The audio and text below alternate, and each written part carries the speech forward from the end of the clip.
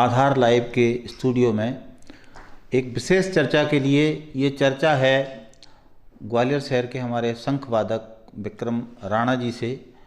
ये ऐसे शंख वादक हैं जिन्होंने शंख की ध्वनि को लेकर के अपने अलग अलग रिकॉर्ड बनाए हुए हैं और हमारे शहर की ये धरोहर हम इन्हें मान सकते हैं। अलग अलग प्रांतों में अलग अलग विशिष्ट व्यक्तियों के द्वारा इनका सम्मान हो चुका है और आज हम इनसे विशेष चर्चा करने वाले हैं। खास बात यह है कि विक्रम राणा जी का जो शंख बजाने का रिकॉर्ड है वो 30 से 40 मिनट का है। अनवरत बिना सांस तोड़े हुए लगातार ये शंख बजाते हैं और इनकी एक शंख ध्वनि को सुन करके बहुत सारे लोग अचंभित होते हैं तो बहुत सारे लोग आश्चर्यचकित होते हैं। कुछ लोगों को ये लगता है कि ऐसा कैसे हो सकता है कि बगैर सांस तोड़े हुए कोई व्यक्ति इतनी देर तक शंख बजा सकता है। ये विशेष योग्यता है। इस विशेष योग्यता को इन्होंने कैसे हासिल किया, शंख बजाने से क्या लाभ होते हैं, शंख बजाने से क्या हानि होती है, शंख क्यों बजाना चाहिए, शंख क्या विशेषकर सिर्फ पूजा में बजाया जा सकता है, शंख बजाने से स्वास्थ्य के लिए क्या लाभ हैं और बहुत सारी बातें हम इनसे जानेंगे।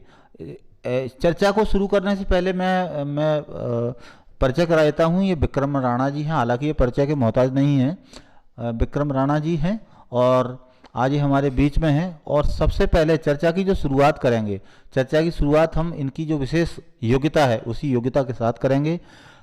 सबसे पहले मैं अनुरोध करूंगा कि आप अपने शंख की ध्वनि से हम लोगों को परिचित कराएं और ताकि ये हमारे दर्शकों को भी ये पता चल सके कि शंख की ध्वनि कैसी निकलती है।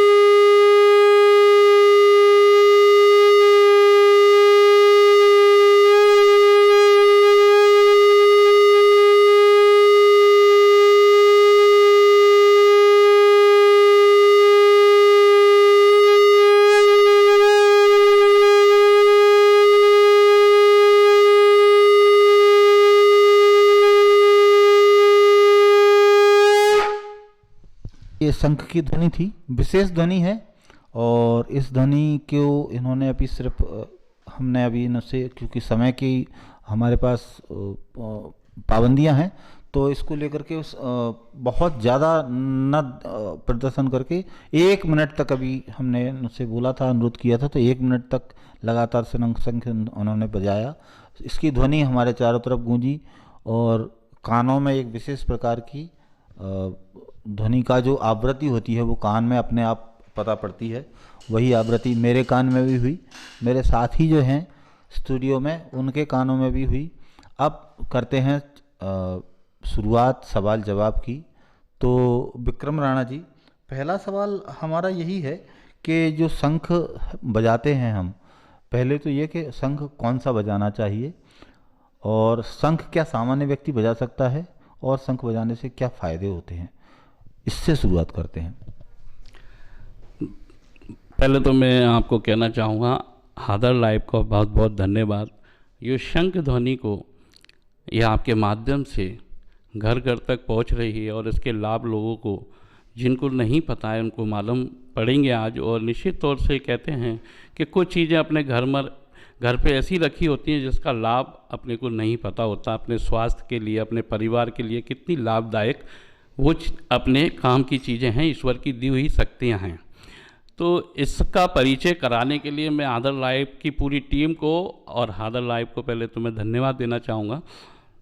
अब क्वेश्चनों का सिलसिला जैसे आपने किया, पहला क्वेश्चन जो आपने कहा कि शंख सामान्य व्यक्ति के लिए कैसे लाभकारी है, तो शंख एक यह अद्भुत शक्ति जो कहना चाहिए ईश्वर के हाथ में धरोहर की तरह आप देखेंगे, देवी देवता के हाथ में ये विराजित हैं और लिए हुए हैं ईश्वर इनको, तो जो ईश्वर के टच में है वो तो अपने आप में एक दिव्य शक्ति पहले से ही है। ये एक योग की तरह काम करता है। पूरे शरीर पर शंख बजाने से कहते हैं ना, सारी गोल ये पेट से संबंधित सारी नसें जो अपने से जुड़ी हुई हैं, सबसे पहले असर इसका फेफड़े और पेट पर बहुत ही लाभकारी होता है। उसको सामान्य व्यक्ति बजाए तो उसको कभी तकलीफ़ ना हो, और जिनको तकलीफ़ हैं वो उसको बजाए तो उसकी वो तकलीफ़ भी ठीक हो जाती है। अभी बात हो रही थी हमारी शंख कौन बजा सकता है कौन नहीं बजा सकता। अच्छा, दूसरा मेरा प्रश्न ये है कि शंख हम जो बजाते हैं उसका तरीका क्या है, और शंख को बजाने के लिए उसकी मुद्रा क्या है, किस तरह से हमें शंख पकड़ना चाहिए, और शंख को जब हम बजाना शुरू करते हैं तो शंख की ध्वनि को रोकने का तरीका क्या है, उसको कैसे रोका जाए। किसी व्यक्ति को, जैसे अगर कोई व्यक्ति लगातार शंख बजा रहा है और कोई अगर व्यवधान आता है बीच में, तो क्या ये व्यवधान नकारात्मक होगा या उस व्यवधान से कोई ज़्यादा फर्क नहीं पड़ेगा। तो हम शंख बजाने के जो मुख्य तरीके हैं उस तरीक़ों के बारे में एक बार आपसे जानना चाहेंगे। जी बिल्कुल धर्मेंद्र जी, आपने बहुत ही अच्छा सवाल किया और शायद इसका कुछ लोगों को पता नहीं है। शंख जैसे अपन बजाते हैं तो उसका मुख ऊपर की तरफ रखें और इसको बंद ना करें। अगर इसमें बंद कर लेंगे तो आवाज़ नहीं निकलेगी। दूसरा, शंख में ताकत नहीं, उसको आप हल्के से अगर फूंक मारेंगे और प्रॉपर फूंक इसके अंदर जानी चाहिए। जब प्रॉपर इसके अंदर फूंक जाएगी शंख बड़े आसानी से बजेगा। ठीक है, मैं बजाकर बताता हूँ। ऐसे ऐसे शंख को लगा लिया और ऐसे हल्के से फूंक मारनी,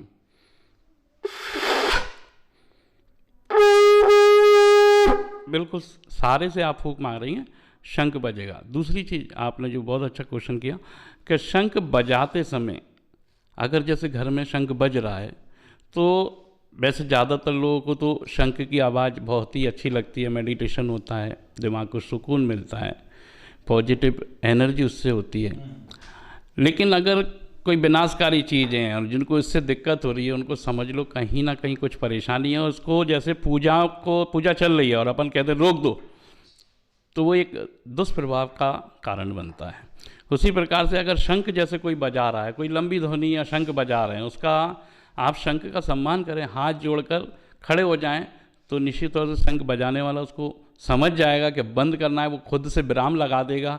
या आप एक फूल उस पर रख दें बजाते समय या एक माला से सम्मान कर दें, तो ये क्योंकि ये लक्ष्मी जी का भाई है और ये सर्वोत्तम है, आपके लिए लाभकारी है, तो इसको विधि विधान से इसको रोकें।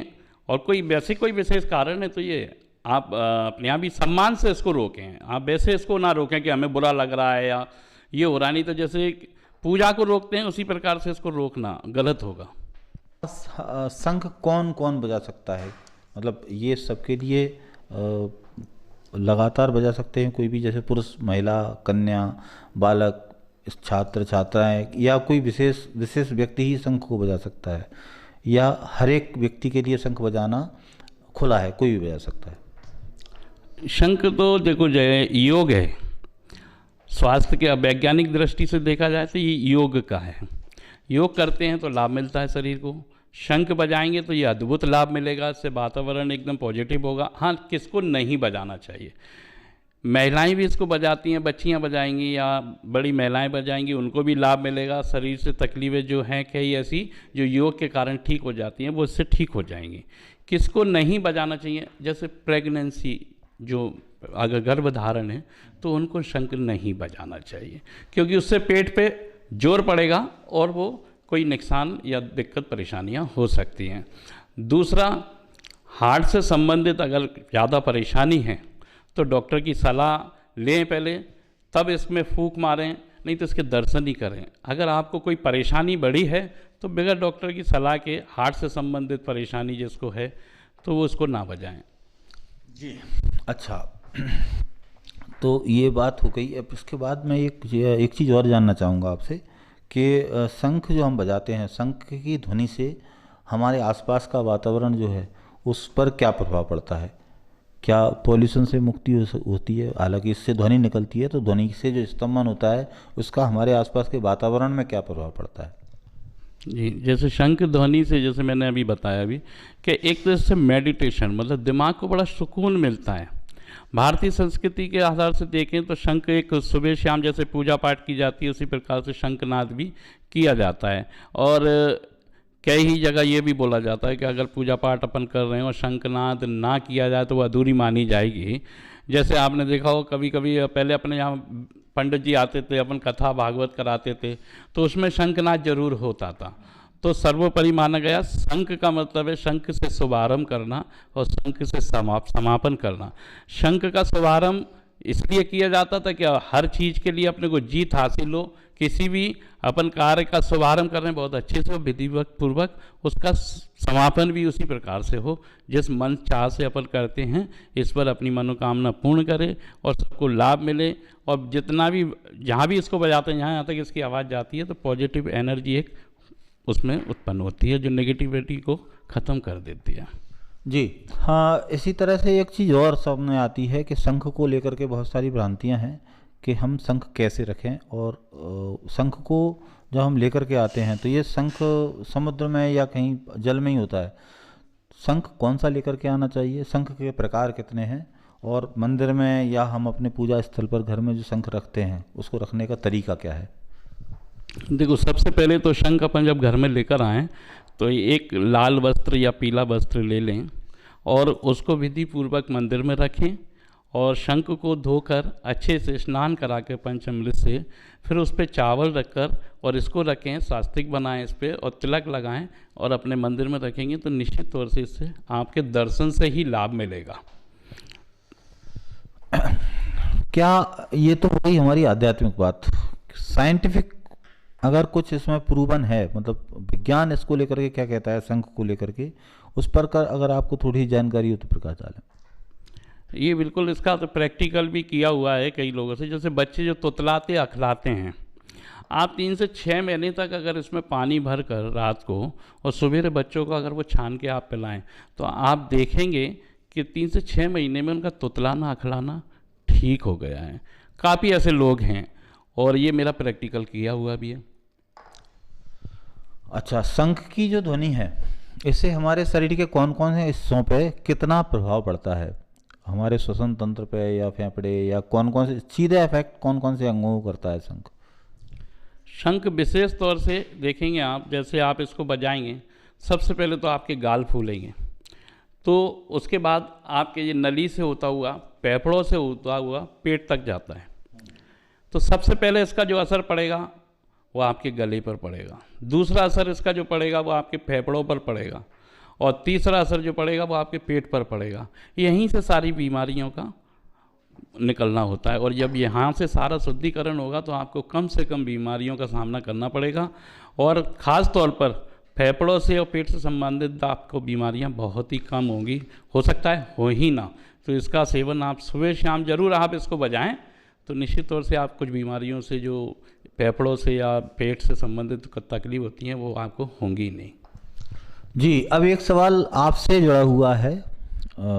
आपको इस शंख बजाने की प्रेरणा कैसे मिली थी? मतलब कितनी उम्र से आपने शंख बजाना शुरू किया और क्या आपके इसमें कोई गुरु रहे हैं या स्वतः प्रेरणा हुई और ये शुरू कर दिया था बजाना आपने? और शंख जब आप बजाते हैं तो उसके लिए किन किन नियमों का पालन करते हैं? जी, ये भी आपने बहुत अच्छा सवाल किया कि प्रेरणा तो ज़्यादातर अपन ये है कि अपने अगर गुरुजन होते हैं तो सबसे पहले माँ बाप ही होते हैं। मेरे घर पर जैसे मेरे पिताजी पूजा करते थे तो वो शंखनाद सुबह शाम करते थे। उनको देखकर मुझे लगा कि मुझे भी कुछ कार्य ऐसा करना चाहिए जिससे मेरे साथ साथ दूसरों को भी लाभ मिले। तो मैं पहले योग करता था, लेकिन योग में मुझे शंख का जब अद्भुत चमत्कार और इसकी शक्तियों के बारे में मालूम पड़ा कि ये एक ऐसा योग है कि अगर अपन पर्सनल योग करेंगे तो सिर्फ अपने को लाभ मिलेगा। शंख योग एक ऐसा है इससे अपने करने के पश्चात दूसरे जो इसको सुनेंगे, क्योंकि इसके सुनने से और दर्शन से भी लाभ मिलता है, तो जो जहाँ जहाँ तक इसकी आवाज़ जाएगी उसको भी लाभ मिलेगा।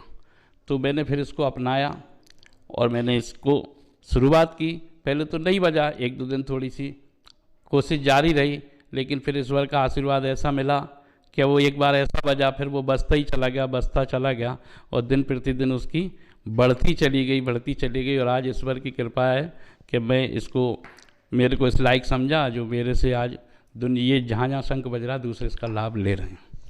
अच्छा, जहाँ जहाँ शंख बज रहा है बताया आपने, तो अभी ये शंख आपका कहाँ कहाँ बज चुका है, किन किन के सामने बज चुका है, और क्या कोई पुरस्कार वगैरह भी इसको लेकर के विशेष मिले हैं? जी बिल्कुल, इसमें मेरा बहुत ही, जैसे जैसे कहा ना कि एक आम चले तो कारवा चले। स्टार्टिंग में मैं अकेला चला, लेकिन फिर मेरे मित्रों के सहयोग, मेरे घर का सहयोग, सभी का सहयोग मिलता गया और आज मैं यहाँ तक आपके पास तक बैठा हूँ। इसमें सभी लोगों का सहयोग है, पहले ईश्वर का, फिर माँ बाप का, फिर आप सब लोगों का। तो मैं सबसे पहले तो उन लोगों का धन्यवाद करना चाहूँगा कि जैसे मैंने पहले इसको घर पे बजाया, घर से कुछ लोगों को पसंद आया तो उन्होंने फिर मेरे को मंचों पर खड़ा किया। तो जैसे कि अब यहाँ पर शायद मैं कहना चाहूँगा, जैसे कुमार विश्वास साहब ने, कवि कुमार विश्वास जी हैं, और इंद्रेश जी हैं माननीय, डॉक्टर अपने गोविंद सिंह जी हैं, या अपने कहेंगे शिवराज सिंह चौहान जी हैं जो पूर्व सीएम हैं, और नरेंद्र सिंह तोमर जी हैं, और ऐसे सभी प्रशासन, ज्योतिराज सिंधिया जी हैं। तो सभी ने मुझे बहुत स्नेह और प्यार दिया। फिर इसके साथ में मेरे मित्रों का सहयोग मिलता रहा, है ना। तो मित्रों में भी जैसे बहुत से मैं नाम लूँ तो मतलब मैं क्या, उनका उसका भी एक कारवा है कि जैसे जैसे जुड़ते गए सभी मित्रों का और मीडिया कर्मियों का, आप पढ़ो। अब तो ये हाल हो गया कि अगर एक दिन भी मैं शंख ना बजाऊं तो मेरे घर के ही आस पड़ोस के लोग ही मुझसे कहते हैं कि आज आप थे नहीं क्या कि शंख की आवाज़ नहीं आई। तो मुझे अच्छा लगता है कि लोगों को ये चीज़ अच्छी लग रही है और कहीं ना कहीं मुझे उनका सपोर्ट मिल रहा है, तो उनके माध्यम से ये घर घर तक पहुंच रही है और इसको लोग बाग, इसका मैं तो अभी लाभ ले ही रहा था, लेकिन अब दुनिया इसका लाभ ले और घर घर तक इसको लोग बाग बजाएं और बीमारियों से, तकलीफ़ों से दूर रहें और भारतीय संस्कृति को समझें। जी, सपोर्ट की बात आपने की, क्या विरोध भी हुआ है? विरोध तो अभी तक तो किसी ने नहीं किया। अभी तक सभी ने मुझे इसको समझा। हाँ ठीक है, कुछ लोगों का ज़रूर ये रहता होगा, पीछे रहता हो तो पता नहीं, लेकिन अभी तक मेरे सामने किसी ने नहीं बोला कि शंख, अब तो बल्कि ये सोचते हैं, पहले कहते हैं शंख क्या होता है ये, लेकिन जब वो सुनते हैं तो कहते हैं कि ये हमें भी बजाना है और ये हमारे यहाँ कब बजाने आओगे। एक सवाल मेरा था जो उसका उत्तर नहीं आया अभी, शंख कितने प्रकार के होते हैं और कहाँ कहाँ मिलते हैं, कौन सा शंख हमको लेकर के आना चाहिए? देखो, शंख की प्रजाति तो हजारों लाखों प्रकार की होती हैं, लेकिन इसमें 3 शंख मुख्य होते हैं। और सरल भाषा में तो जैसे मैं आपको समझाऊं कि दक्षिण मुखी शंख है। एक शंख ऐसा होता है जिसका मुंह बंद होता है, जिसको अपन पूजा में रखते हैं, सिर्फ उसकी पूजा की जाती है। एक जिसका शंख का मुंह खुला होता है, उसको अपन बजाएं और इसमें पानी भरकर रखें, उससे अपने को बहुत लाभ मिलेगा। शंख की प्रजातियाँ बहुत अलग होती हैं, सबके नाम अलग अलग हैं, है ना। जैसे दुर्योधन शंख, विष्णु शंख, जिसने इसको धारण किया उनके नाम से हजारों लाखों ये शंख के नाम से जाने जाते हैं। लेकिन मुख्य तौर से 2 ही शंख जो है, ब्रह्मावर्ती और वायवर्ती, ये 2 शंख ऐसे होते हैं जिसको अपन बजाते हैं। और शंख बजाने से और योग करने से मैं आपको एक चीज़ और बताना चाहूँगा कि इससे 3 क्रियाएं एक साथ होती हैं। सांस को छोड़ना, सांस को रोकना और सांस को लेना, ये अपने आप में सर्वोत्तम है। ये चीज़ें जो सभी योगों में होता है, लेकिन शंख योग में ये बहुत ही महत्वपूर्ण क्रिया है। नहीं, अब ये जो शंख है इसको हम ये पहचान कैसे करें, कौन सी ब्रह्मवर्ती है और कौन सा वायवर्ती है? जी, ये भी आपने बहुत अच्छा किया। देखो, जो अपन दायना जैसे बोलते, दाहिने हाथ की तरफ जिसका आता है उसको दाएंवर्ती बोलते हैं, जो बाएं हाथ की तरफ जिसकी पकड़ होती है उसको बाएंवर्ती बोलते हैं। मध्यवर्ती जिसका बीच में भाग खुला होता है, शंख का बीच में भाग खुला होता है, उसको ब्रह्मवर्ती बोलते हैं। तो मध्यवर्ती का मतलब ये होता है, इसको बजाने वाले सिर्फ दाएंवर्ती और मध्यवर्ती 2 ही होते हैं। तीसरी चीज़, शंख जिस पे पॉलिश की होती है ना, वो क्या है, आजकल चिकना भी कर देते हैं, दूसरी प्लास्टर ऑफ पेरिस से ही बना देते हैं उसको। इसकी सही पहचान यही है, शंख एक तो भारी हो, दूसरा उस पर पॉलिश ज़्यादा चिकनाई ना हो, मतलब एक ऐसा हो कि दिख रही हो आज ठीक है, क्योंकि ये एक कवर से बनता है, एक कीड़े से बनता है, और फिर इसको फिनिशिंग देके इसको पॉलिश की जाती है। तो असली नस्ली की पहचान इसकी बहुत, हल्का ना हो शंख, हल्का होगा वो नकली होगा, जिसमें भारीपन होगा और ऊपर से दिखेगा, नक्काशी दिखेगी, तो वो असली होगा। तो इस पे जो आपने बताया नक्काशी का, तो शंख पे कई सारे शंख हम लोग देखते हैं जो बहुत सारे तीर्थ स्थलों पर रखे रहते हैं, उनमें कई तरह की पीछे आप, ये तो प्लेन हो गया, बहुत सारे शंख ऐसे होते हैं जिन पे कुछ कुछ डिजाइन टाइप की बनी रहती हैं, उठे हुए से, कुछ नुकीले टाइप की दांत ऐसे निकले रहते हैं, वो कौन से शंख होते हैं? मैंने बताया ना, जैसे आपको क्या है, उनके नाम अलग अलग दे दिए। जैसे शंकु शंख अलग दे दिया, दुर्योधन शंख अलग दे दिया, लक्ष्मी शंख अलग दे दिया, विष्णु शंख अलग दे दिया, गणपति शंख अलग। इनके जैसे जैसे जैसे इस आकार के वो जो हैं शंख, उनको उन सब नाम से संबोधित किया जाता है। लेकिन बजाने के तौर से आप देखेंगे तो आपको यही शंख दिखेगा जो बजेगा, जिसका मुंह खुला होगा। यहाँ से जिसका मुंह बंद होता है वो शंख बजाया नहीं जाता, सिर्फ पूजा के लिए होता है। जिससे पूजा में उसमें जल भरकर अपन शुद्धिकरण करते हैं घर में, है ना, उसको, और इसको अपन बजाने के लिए काम में लिया जाता है, उसको पूजा के लिए काम में लिया जाता है। जी, एक फेज आया था अभी कुछ समय पहले हमारे पास, हम पूरे भारत में ही था, लॉकडाउन जब लगा था, कोविड-19 से हम सब जूझ रहे थे। उस समय आध्यात्म को लेकर के लोगों की रुचि काफ़ी बढ़ी, और उस आध्यात्मिक दौर में हम सभी लोगों को ये लगने लगा था कि पता नहीं भविष्य में क्या होने वाला है।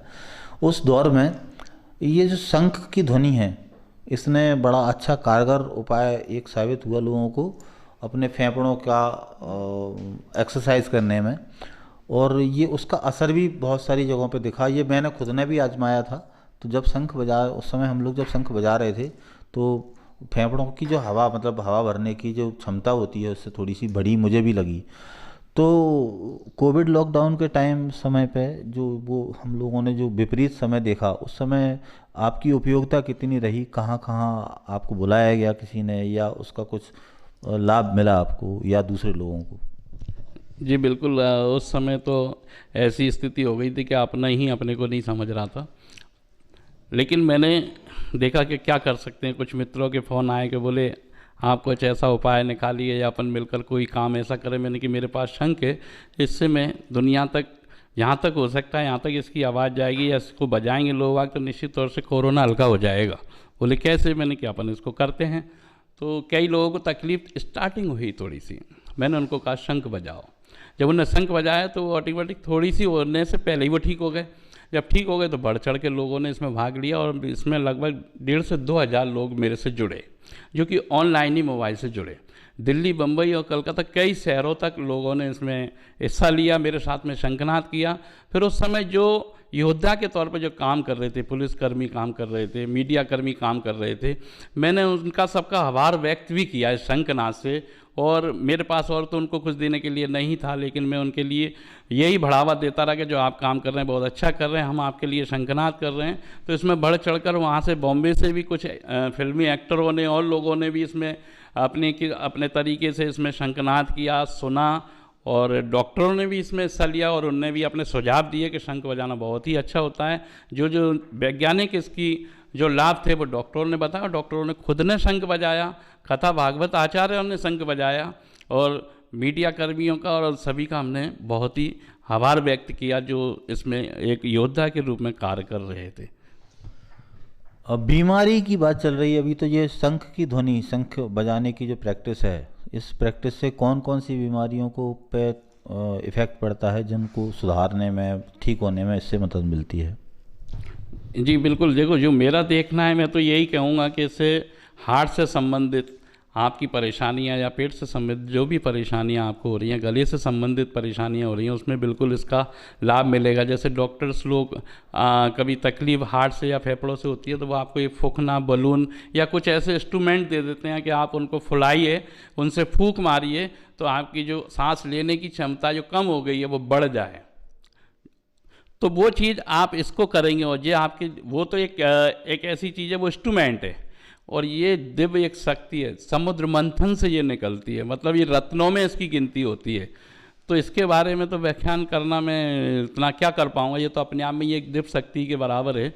इसको आप मुँह से लगाना, दर्शन करना, जैसे कहते हैं ना देवी देवता, अपन उनका दर्शन करने से ही अपने को लाभ मिलता है, उसी प्रकार से जो उनके हाथ में है तो इसको तो स्पर्श करने से और दर्शन से ही लाभ मिलता है।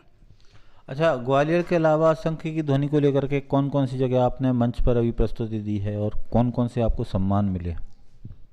मेरे को यहाँ ग्वालियर से राजा राम ऋषि अपने संजय भारद्वाज जी का एक सरताज जो ग्वालियर करके आता है, उससे मेरे को ग्वालियर अवार्ड के नाम से, स्टार अवार्ड के नाम से सम्मानित किया गया। और दिल्ली में इंद्रेश जी का और मनोज तिवारी जी का एक प्रोग्राम था, वहाँ से भी मुझे सम्मानित किया गया।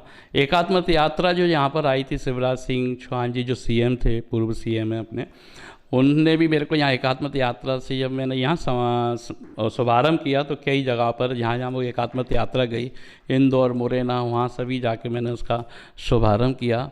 उसके बाद हनुमंतिया करके इंदौर में एक जगह है, वहाँ पर पर्यटन स्थल है, वहाँ का समापन भी मैंने शंखनाद से किया, वहाँ भी मुझे सम्मान किया गया। और दिल्ली, बम्बई में भी इंडिया गॉट टैलेंट जो पहले शो आता था, वहाँ पर भी मैंने इसमें किया और उसमें किसी कारणवश नहीं हो पाया, लेकिन मैंने उसमें भी हिस्सा लिया और लोगों ने भी काफ़ी मेरा वहाँ प्रोत्साहन किया। और कई मंचों, मतलब 1 से 2 हज़ार मंचों तक मैं सम्मानित भी हो चुका हूँ, पर मैं बताऊँगा समय की सीमा है। तो निश्चित तौर से मुझे काफ़ी सम्मान मिला हुआ है और सभी का प्यार मिला है, तो उसी प्रकार से मैं आगे इसको लेके जा रहा हूँ कि भाई लोगों तक इसका लाभ भी पहुँचता रहे। और बस यही मेरी इच्छा है, मन में भी यही है कि घर घर तक इसको लोग बाग बजाएं। जैसे रामदेव जी ने आज योग को घर घर तक पहुंचाया, बस मेरा एक लक्ष्य ये है कि ये घर घर तक पहुंचे और इसका लाभ सभी को मिले। घर घर तक पहुंचने की बात आपने की। कॉन्वेंट के युग में, हम अब जिस युग में जी रहे हैं वो कॉन्वेंट का युग बोला जाता है। इस कॉन्वेंट के युग में ज़्यादातर बच्चे हमारे अंग्रेजी माध्यम से शिक्षा पा रहे हैं। स्कूलों में संस्कृत का तो एक तरह से विलुप्त हो चुकी है, संस्कृत स्कूलों की पाठ्य पुस्तकों से। तो शंख की ध्वनि को बच्चों में आपने पहुंचाने के कुछ प्रयास किए हैं क्या? और अगर प्रयास किए हैं तो वो किस तरह से हैं? क्या आप लोगों को शंख बजाना सिखाते हैं? जी बिल्कुल, मैं ऑनलाइन जो अब मैं आपको बताना चाहूँगा कि इसमें मैं तो प्रयास कर ही रहा हूँ, लेकिन युवा और बच्चे भी मुझसे बहुत जुड़ने का प्रयास करते हैं। ये मुझे खुशी होती है कि वो भी आज पुरानी चीज़ को लौट रहे हैं। भले ही आज वो मेरे से पूछते हैं, भैया शंख बजाएं, कैसे बजेगा, हमें ज़्यादा देर तक बजाना है और इसके लाभ क्या हैं। तो मुझे बड़ी खुशी होती है कि युवाओं को ये एक नई चीज़, उनके लिए नई क्या पुरानी है, लेकिन आज उनको लगता है कि ये नई है, हमें भी सीखना है। तो ये रुझान बढ़ रहा है, इसके लिए मुझे बहुत खुशी होती है। और युवाओं के लिए सबसे मेन चीज़ ये है, जैसे वो पेपर दे रहे हैं या पढ़ रहे हैं, तो ज़्यादा पढ़ते में क्या है, दिमाग पे प्रेशर पड़ता है। उस समय अगर इस शंख को सुने और बजाएं तो ये एक मेडिटेशन का कार्य करता है। आप देखेंगे शंख की आवाज़ आप 1 से 1.5 मिनट तक सुनते हैं, ईयरफोन लगा के सुने या कमरा बंद करके सुने, तो कम से कम आधे घंटे तक वो शंख तरंगें आपके कानों से नहीं निकलेगी, दिमाग से नहीं निकलेगी। एक इतना अच्छा मेडिटेशन उससे होता है जो आपकी कोई दवाई की नहीं करेगी, जो 1-1.5 मिनट की शंख ध्वनि आपका मेडिटेशन दिमाग का कर देगी। बच्चों को सिखाने का तरीका क्या है? शंख बजाना की शुरुआत जब छोटे बच्चे हैं, 5 साल का, 7 साल का, 8 साल का बच्चा या 22 साल के यूथ हैं, 20-22 साल के जो यूथ होते हैं, इनको अगर शंख बजाना शुरू करेंगे तो किस तरह से शुरुआत करना चाहिए शंख बजाने की? और शंख को पकड़ना कैसे चाहिए? शुरुआत में जब हमको सांस भर करके शंख में छोड़ना है, ज़्यादातर लोग शंख बजाने की जब कोशिश करते हैं तो अलग अजीब टाइप की आवाज़ निकलती है, जो वास्तविक में शंख की जो आवाज़ होती है वो नहीं निकलती। तो उसके लिए कैसे प्रयास करें? उसके लिए कुछ नहीं, आप शंख को ऐसे उठाएं और ये मैंने जैसे बताया, कई लोग क्या करते हैं, शंख में ऐसे हाथ डाल लेते हैं, उंगली डाल लेते हैं। अब जब ऐसे अपन उसको बंद कर लेंगे किसी के मुख को, तो उसमें से आवाज़ ही नहीं निकलेगी। और फिर आप वो शंख बजाते हैं, तो कई लोगों ने ऐसे मुझसे पूछा कि अपन ऐसे शंख बजा रहे हैं, कई नाम से मुझे संबोधित किया जाता है, कोई शंख गुरु बोलता है, कोई आचार्य शंख बोलता है, कोई शंख वाले भैया बोलता है, कुछ भी जो भी है। तो मैं उनको यही बोलता हूँ कि भैया जैसे शंख का आपने मुंह बंद कर लिया, इसमें आवाज़ कहाँ से निकलेगी? तो सबसे पहले तो क्या करना है, शंख को, ये इसका मुख है, यहाँ से इसकी तरंग निकलती है, ये गोल है इसका, जैसे मस्तिष्क का गोल होता है, अपन कोई भी काम करते हैं तो एक गोल बनाते हैं, उसी प्रकार से जब गोल पे अपन पहुँच जाते हैं अपने काम पूर्ण हो जाते हैं। ऐसी क्या है, शंख का एक मध्य गोल है और इसका मुख आपको खोलना पड़ेगा। जब आप खोल दोगे तो इसमें हल्की सी फूंक मारोगे, शंख में से तरंगे और आवाज़ निकलेंगी। देखो मैं बजाकर बता रहा हूँ एक बार फिर।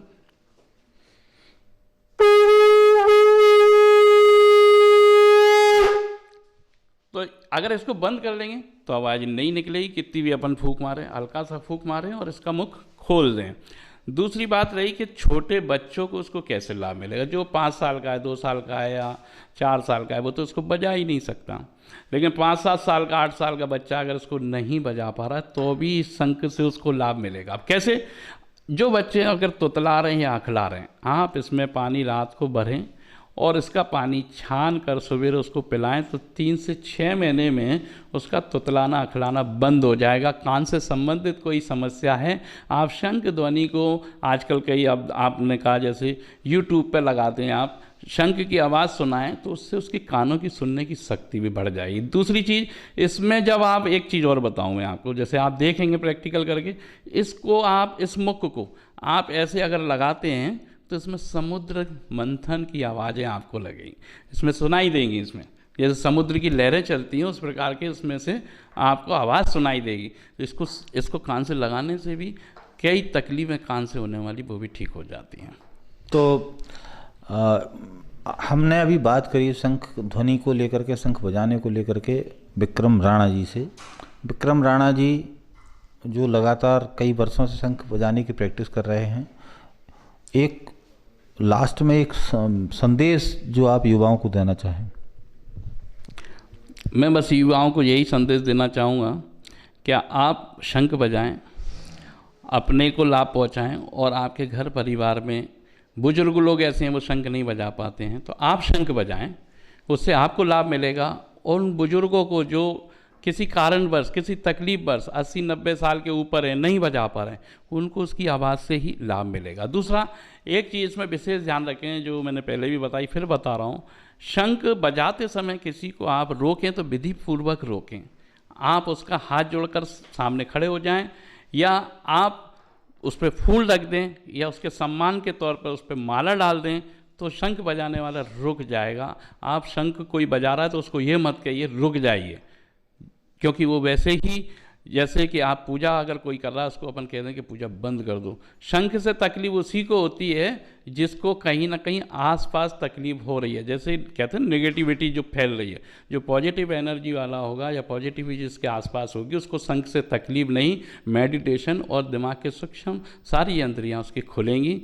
तो मेरा मात्र संदेश यही है युवाओं के प्रति और सभी के प्रति कि आप शंखनाद करिए, उससे घबराइए। मतलब आप देखें 2 मिनट तकलीफ होगी, कई लोगों को तकलीफ होती है शंख की आवाज़ से, लेकिन उसको वो ध्यान से सुनेंगे तो वो मेडिटेशन की तरह, उनकी औषधि की तरह वो काम करेगा। जी, विक्रम राणा जी से हमने बात की।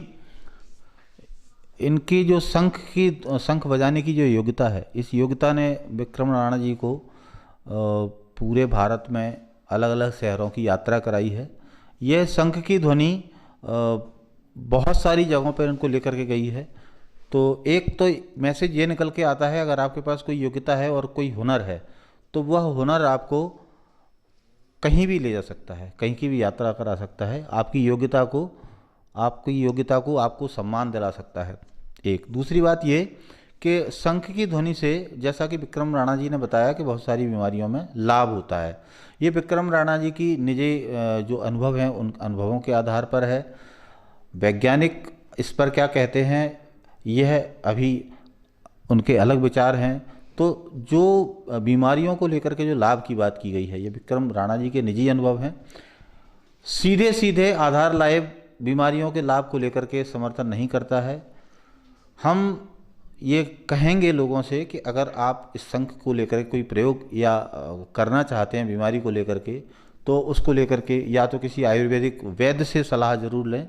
दूसरा, किसी शंख बजाने का जो विशेषज्ञ हैं, जिनको शंख बहुत अच्छे से बजाना आता है, उनके सानिध्य में रह करके शंख बजाएं अगर बीमार हैं तो। दूसरा, एक स्ट्रिक्टली प्रोहिबिटेशन किया है इन्होंने कि अगर गर्भवती महिलाएं हैं तो वो शंख बजाने से दूर रहें, क्योंकि शंख बजाने से उनके गर्भ पर विपरीत प्रभाव पड़ सकता है। क्योंकि शंख से जब हम शंख बजाते हैं तो उसकी हवा हमारे फेफड़ों में भरती है और उसका असर हमारे पेट पर भी पड़ता है। तो गर्भस्थ जो भ्रूण है उस शंख जब बजाते तो उसके प्रेशर से उस पर विपरीत प्रभाव पड़ सकता है। तो ये कुछ बातें थी जो हमने विक्रम राणा जी से जानी। भविष्य में दोबारा से फिर से मुलाकात करने की कोशिश रहेगी ताकि और कुछ नई बातें जान सकें। कुछ नए अतिथियों को बुलाने का प्रयास रहेगा ताकि कुछ और नई बातें लोगों तक पहुंचा सकें। मंच आधार लाइव का खुला है और इस मंच से हम अतिथियों को लाते रहेंगे, लोगों से रूबरू कराते रहेंगे। आज के लिए इतना ही। मैं धर्मेंद्र त्रिवेदी, आधार लाइव ग्वालियर से।